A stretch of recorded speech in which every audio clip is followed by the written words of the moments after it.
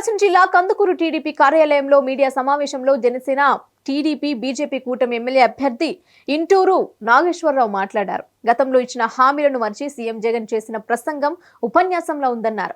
ఈ 5 ఏళ్లలో ఏమీ చేయలేక, చేసిన ఘనకార్యాలు చెప్పుకోలేక కేవలం చంద్రబాబును, కూటమి పార్టీలను విమర్శించడానికే కందుకూరు వచ్చినట్టుందని మండిపడ్డారు. 20 నెలల క్రితం రాయపట్నం వచ్చినప్పుడు ఇచ్చిన హామీలు నీకు గుర్తున్నాయా జగన్? మరి వాటి గురించి ఎందుకు మాట్లాడట్లేదు అని ప్రశ్నించారు. కందుకూరును నెల్లూరు జిల్లాలో కలపటంలో పచ్చి మోసం ఉందని అన్నారు. కందుకూరుకు అన్యాయం చేసింది ఇప్పుడు మాట మారుస్తోంది. మీ ద్వంద్వ వైఖరి ప్రజలకు అర్థమైందని పేర్కొన్నారు. 2014 ఎన్నికలప్పుడు ఇచ్చిన హామీలన్నీ చంద్రబాబు నెరవేర్చారు. 5 రూపాయలకు అన్నా క్యాంటీన్లు పెడితే వైసీపీ మూసేశారు. అంతేకాదు, టీడీపీ ప్రభుత్వంలో కందుకూరులో 1400 ఇళ్లు కట్టిస్తే అవి లబ్ధిదారులకు ఇవ్వడానికి జగన్ కి 4 ఏళ్లు పట్టిందన్నారు. లోతట్టు ప్రాంతాల్లో నాసిరకంగా కట్టిన జగనన్న కాలనీలో ఉండటానికి ఎవరూ ఇష్టపడటం లేదని చెప్పారు. చంద్రబాబు హయాంలో నిరుద్యోగ భృతి ఇస్తే వైసీపీ వచ్చాక పరిశ్రమలను వెళ్లగొట్టి ఉద్యోగాలు లేకుండా చేసి నిరుద్యోగుల జీవితాల్లో చీకటిని నింపారని విమర్శించారు. జగన్ చేసిన మోసాలన్నీ ప్రజలకు అర్థమయ్యాయని, ఈసారి అంత తేలికగా మోసపోరని, ఎన్నికల్లో ప్రజలు టీడీపీని గెలిపించి తీరుతారని ధీమా వ్యక్తం చేశారు. ఇంట్లో వాళ్ళ మినిమం మెయింటెనెన్స్ కన్నా పేరెంట్స్ మీద ఆధారపడకూడదని చెప్పి ఆ రోజు ఒక నిరుద్యోగ వృత్తి 2000 రూపాయలు ఆ రోజు చెప్పి అది ప్రాసెస్ చేయడం కూడా జరిగింది.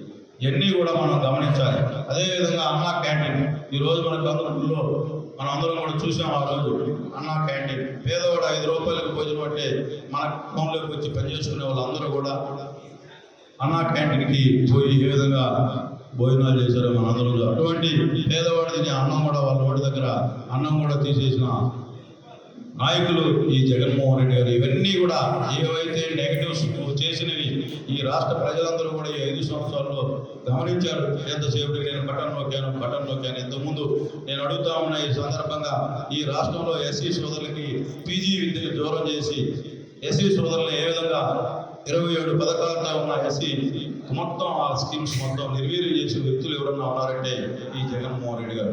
అలాగే మైనార్టీస్ కార్పొరేషన్ ఏమైందో మనం అందరం కూడా చూస్తా ఉన్నాం.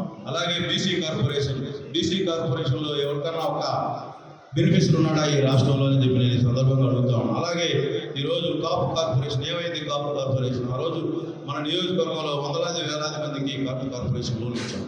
ఇవన్నీ కూడా నువ్వు ఏవైతే ఈ రాష్ట్రంలో వ్యవస్థలను నిర్వీర్యం చేసావో వాటి గురించి రాష్ట్ర ప్రజలందరూ కూడా, చదువుకున్న యువకులందరూ కూడా గమనించారు. ఈరోజు ఈ నియోజకవర్గానికి తీవ్ర అన్యాయం చేసి కందుకూరు నియోజకవర్గ ప్రజల్ని ఏ విధంగా ఓట్లు అడుగుతున్నామో నేను అడుగుతా ఉన్నా. ఈ సందర్భంగా నేను అందరినీ కూడా మీ ద్వారా పత్రికా సోదరులు కూడా ఈ నియోజకవర్గంలో మనందరూ కూడా మీరు కూడా దాంట్లో భాగస్వాములు అయ్యారు.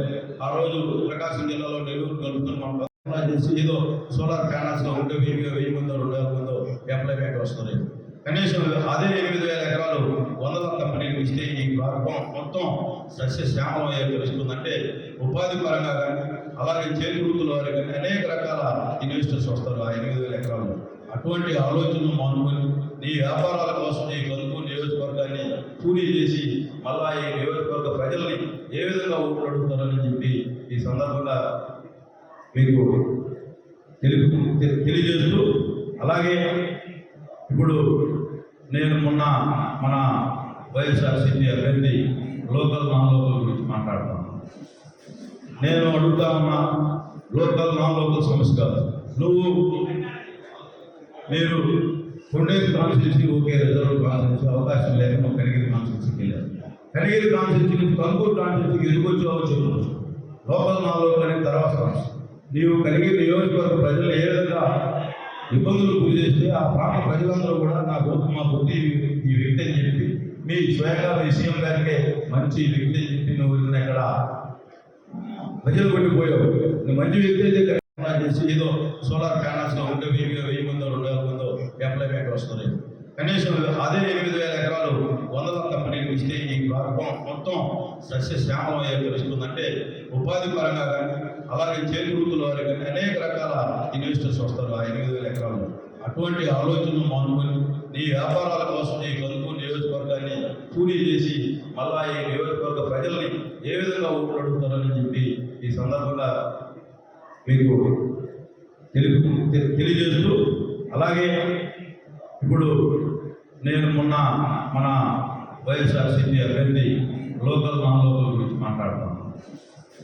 నేను అడుగుతా ఉన్నా, లోకల్ నాన్ లోకల్ సమస్య కాదు. మీరు Konderu constituency okay, reserve constituency అవకాశం లేక నువ్వు కనిగిరి కాన్స్టిట్యూన్సీకి వెళ్ళాను. కనిగిరి కాన్స్టిట్యూన్సీ నుంచి కంకూరు కాన్స్టిట్యూన్సీకి ఎందుకు వచ్చావో చెప్పు. లోకల్ నాన్ లోకల్ అనేది తర్వాత సమస్య. నీవు కనిగిరి నియోజకవర్గ ప్రజలు ఏ విధంగా ఇబ్బందులు గురి చేస్తే ఆ ప్రాంత ప్రజలందరూ కూడా నా గొంతు మా బుద్ధి ఈ వ్యక్తి అని చెప్పి మీ స్వయంగా మీ సీఎం గారికి మంచి వ్యక్తి అని చెప్పి నువ్వు ఇక్కడ ప్రజలు కొట్టిపోయావు. నువ్వు మంచి వ్యక్తి అయితే కనిగిరిలో ఎందుకు పోటీ చేయలేకపోయి కందుకూరు ఎందుకు చేసుకొచ్చావు? అక్కడ బాగా మంచి సేవ చేశాడు, మీ కందుకూరు నియోజకవర్గ ప్రజలు ఇంకా ఎక్కువ సేవలు చేస్తాడని చెప్పుకున్నా సంతోషించేవారు. మీరు ఇటువంటి కార్యక్రమాలు చేసే వ్యక్తులు మళ్ళా కందుకూరు నియోజకవర్గానికి తీసుకొచ్చి ఇక్కడ ఏదో బయటకు గురి చేసి హడావుడు సృష్టిస్తే, ఇక్కడ మేము ఇక్కడే పుట్టాం, ఇక్కడే పెరిగాం, ఇటువంటి హడావుడు చాలా చూసాం. తప్పకుండా ఈ కందుకూరు నియోజకవర్గ ప్రజలు విఘ్నులు. మీరు ఎంత హడావుడు చేస్తే తొందరగా ఇంటికి పోయే రోజు కూడా దగ్గరలో మే 11 వస్తాయి అని చెప్పి తెలియజేసుకుంటూ, మీరు కూడా లోకల్ నాన్ లోకల్ కూడా నేను చెబుతా ఉన్నా, రేపు 15 మే 13 తర్వాత మీ అడ్రస్ ఎక్కడ ఉందో ఒకసారి చెప్పి ఈ నియోజకవర్గ ప్రజలకి సంతోషిస్తారని చెప్పి ఈ సందర్భంగా తెలియజేసుకుంటూ, ఈరోజు నోటికి ఏదో ఒకటి మాట్లాడడం కాదు, నీ అడ్రస్ ఎక్కడ ఉంది కలుపుకోరు అని చెప్పి నేను అడుగుతాను. రేపు ఈ నియోజకవర్గ ప్రజలకి మే 13 తర్వాత నేను ఎక్కడికి కలవాలో కూడా ఈ ప్రజలకు చెప్తే మేము చాలా సంతోషిస్తామని చెప్పి, లోకల్ నాన్ లోకల్ అంటే ఇక్కడ 93 పంచాయతీలు ఉన్నాయి.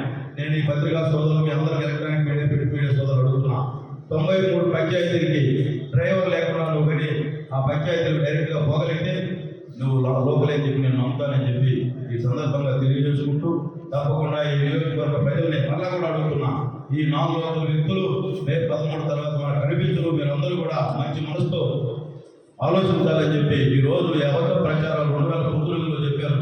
రేపు మే 13 తర్వాత జగన్మోహన్ రెడ్డి ప్రభుత్వం వస్తే మేము కందుకూరుకి ఏం చేస్తామో చెప్పచ్చారు కాకుండా ఈ నియోజకవర్గాన్ని ఇబ్బందులకు గురి చేసిన వ్యక్తులు మళ్ళా తెలుగుదేశం పార్టీ మంచిది కాదు, మా వైఎస్ఆర్సీపీ మంచిది ఓట్లు ఏమని చెప్పి అడుగుతుంటే ఈ కందుకూరు ప్రజలంతా అమాయకులు కాదని చెప్పి ఈ సందర్భంగా తెలియజేసుకుంటూ, మేము కూడా మీ అందరికీ ఒక మంచి మనసుతో మీ కందుకూరు నియోజకవర్గ ప్రజలకి మీ అందరికీ కూడా చేతులెత్తి నమస్కరిస్తూ, ఈ రాష్ట్ర అభివృద్ధి, ఈ కాన్స్టిట్యూన్సీ అభివృద్ధి కోరి నిత్యం ఈ నియోజకవర్గ అభివృద్ధిని కోరుకునే వాళ్ళు ఎవరో మీరు ఒకసారి ఆలోచించి నిర్ణయం తీసుకోవాలని చెప్పి కోరుకుంటూ సెలవు తీసుకుంటాం.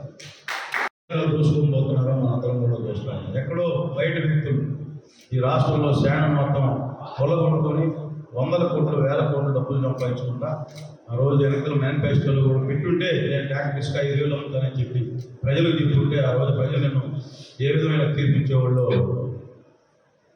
మనకు బాగా గుర్తుండేది. ఇప్పుడు కూడా నేను తెలుగుదేశం పార్టీ జాతీయ పార్టీ అధ్యక్షుడు నారా చంద్రబాబు నాయుడు గారు మా ఎన్నికల మేనిఫెస్టో చాలా క్లియర్గా చెప్పడం జరిగింది. దాన్ని మామూలు దాని గురించి మాట్లాడతాం, నువ్వేం చేస్తానని చెప్పని జాతి కాకుండా తెలుగుదేశం పార్టీ 2014 మేనిఫెస్టో మేము క్లియర్గా చంద్రబాబు నాయుడు గారు రేపు సూపర్ 6 గురించి క్లియర్గా చెప్పాడు. మా అందరికీ కూడా ఈ రాష్ట్ర ప్రజలందరూ కూడా దాన్ని నమ్ముతున్నారు. ఎప్పుడు కూడా సంపద సృష్టించి ఆ వచ్చే ఇన్కమ్ సోర్స్ని నలుగురికి పంచగల వ్యక్తులే రాష్ట్రానికి కానీ దేశానికి కానీ బాగు చేసే నాయకులు అవుతారు. ఆ విధంగా కాకుండా ఈ రాష్ట్రంలో ఉన్న వనరులన్నీ నాశనం చేసి అమ్మిపడేసి ఉన్న నెక్స్ట్ జనరేషన్కి ఈ రాష్ట్రానికి ఒక చీకటి